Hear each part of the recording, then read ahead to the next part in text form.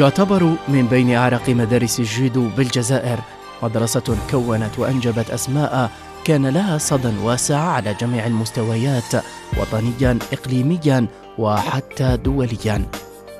نادي باب أحسن للجودو كان ولا زال المدرسة التي تعد ممولا لكل الأندية والمنتخبات بالكفاءات ذات المستوى العالي، نتيجة العمل الكبير الذي يقوم به المشرفون على هذا الفريق العريق.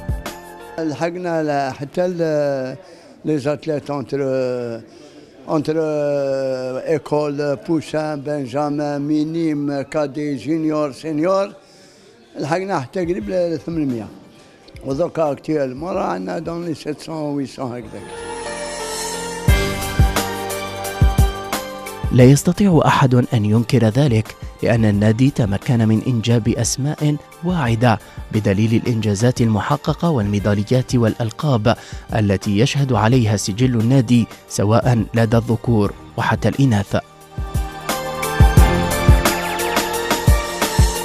رجعوا عنا أبطال، ماشي غير هذو، كاينين واحد اخرين في الاول عقبوا علينا بزاف هنا الابطال، وفي هذا الكلوب هذا سبحان الله العظيم الانثى هي اللي راهي دايره حالها. الجميع يعرف مكانة الجودو النسوي في الجزائر، كيف لا، وهو الذي انتزع أول ميدالية برونزية أولمبية عن طريق البطلة سوريا حداد. والحديث أولا عن نادي باب أحسن الذي كون بطلات يشهد لهن التاريخ. كنت تخوازيام، صح لاباز ديتها في كلوب اللي كنت فيه، مي بصح التألق كان هنايا. هذا النادي اللي التحق بالمنتخب الوطني سينيور ورحت للشامبيونات دافريك.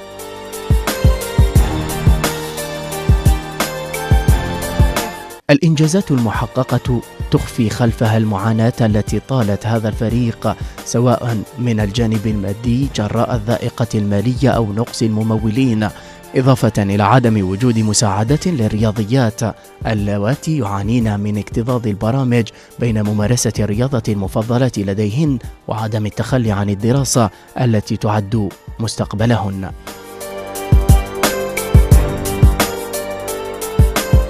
كان بإمكان عدة بطلات تدرجن بنادي باب أحسن قبول عروض مهمة على المستوى الوطني، لكن وفاءهن للمدرسة التي تعلمن فيها أبجديات الجودو حال دون ذلك، والهدف بلوغ أعلى المستويات بألوان باب أحسن.